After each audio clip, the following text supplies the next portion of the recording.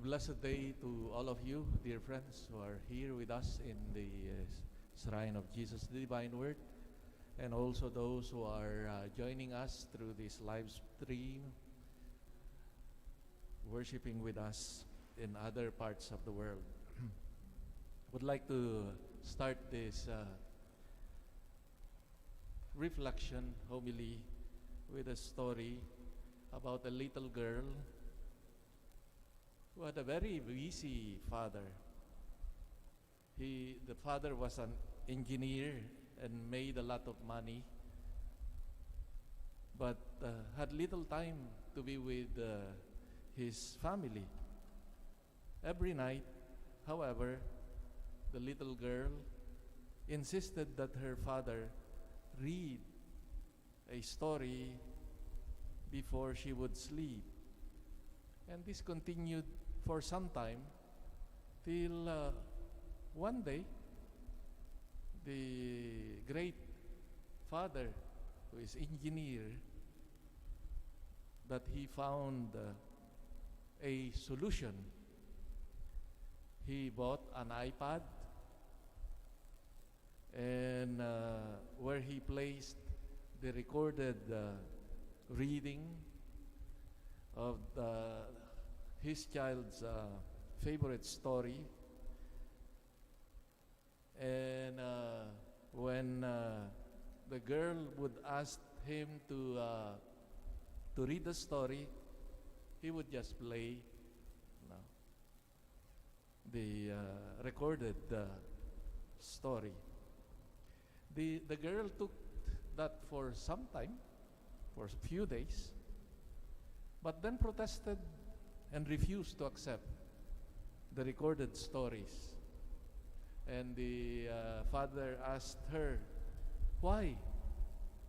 The records reads, the stories as good as I do.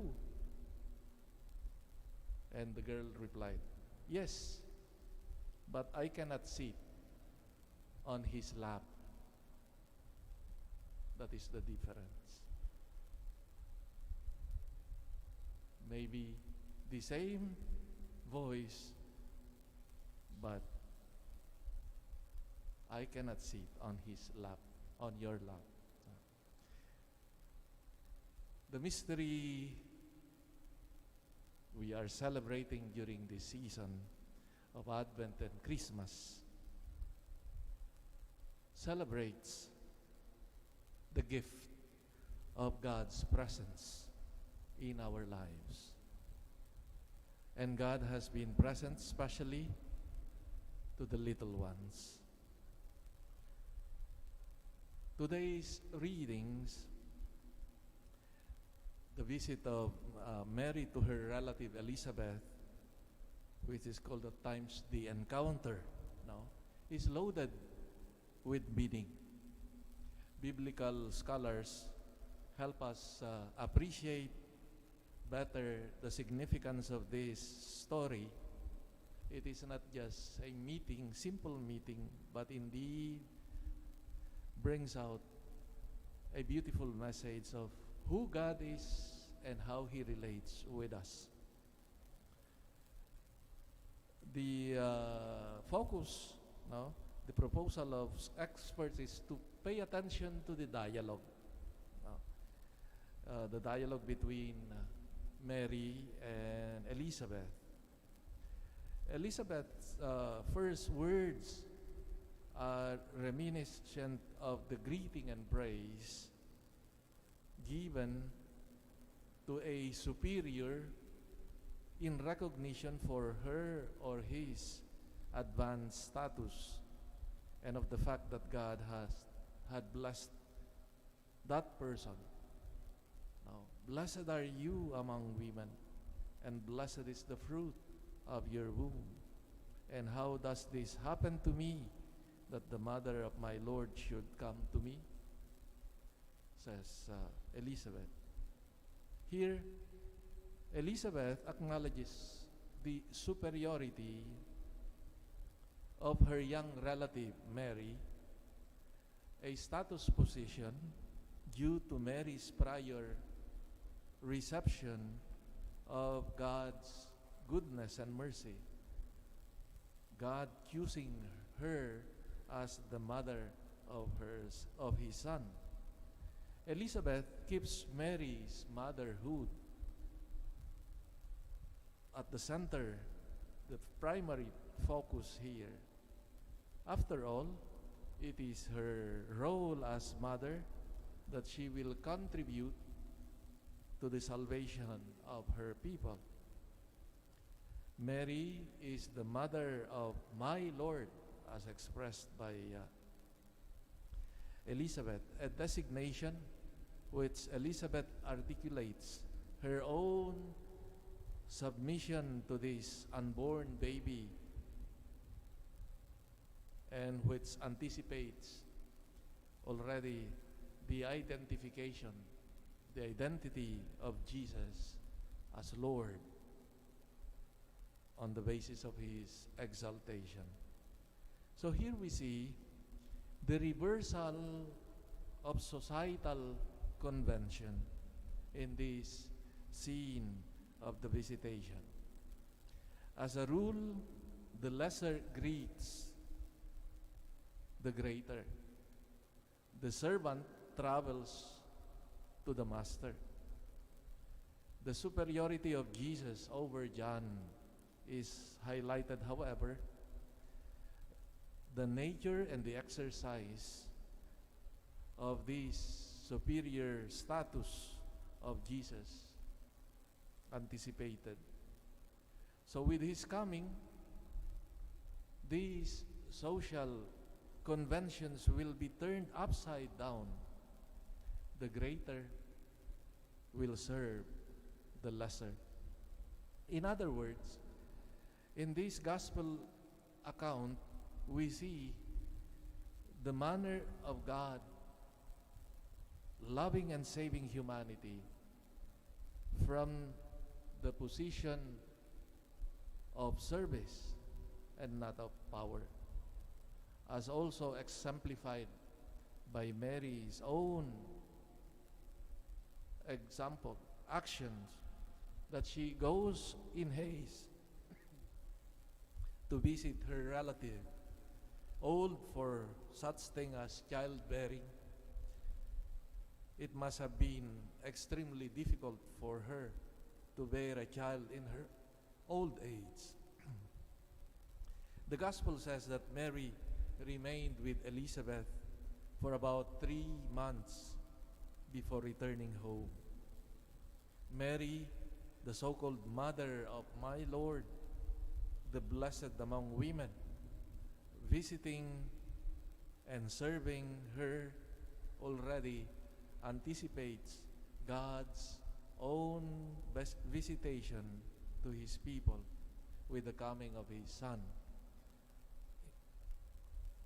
Coming not only in word, but indeed in flesh, expressing God's nearness, just like what was asked by the little girl. Yes, it is your voice, but what is missing is your lap now. Meaning the Lord comes not solely with his word, but he comes with his embrace. This is at the bottom of this story. The Lord, through these actors in the Mary and Elizabeth, wanted to show already that the way of God relating with us is not from a position of power or force, but precisely from a position of service. What kind of presence do we have to people?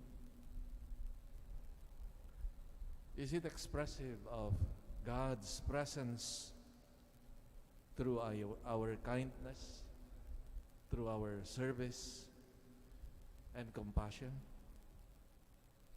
Because many times we operate on a position of superiority, that I am more holy, that I am more just,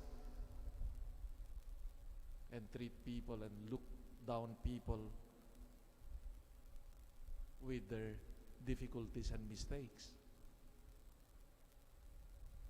It is, I do not know what kind of presence would that be. The Lord is inviting us, just as we enjoy His merciful presence, we are also asked to see and evaluate what effect does my presence produce. And may the presence of the Lord with His Word today and with His presence in the Eucharist and in the community through us, may we experience His loving, merciful, and healing touch as we commune with Him with His body and blood.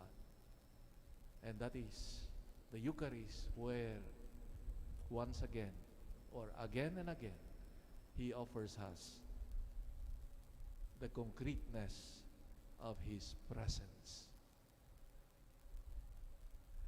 A presence that is motivated again from the point of view of service, serving for our salvation, and not from a threatening or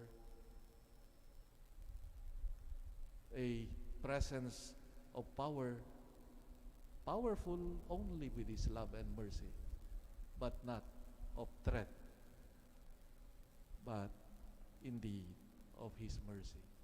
May we come, as we come to the Lord who is merciful, may we learn also to be merciful, and let our presence be a pleasing presence of God among people.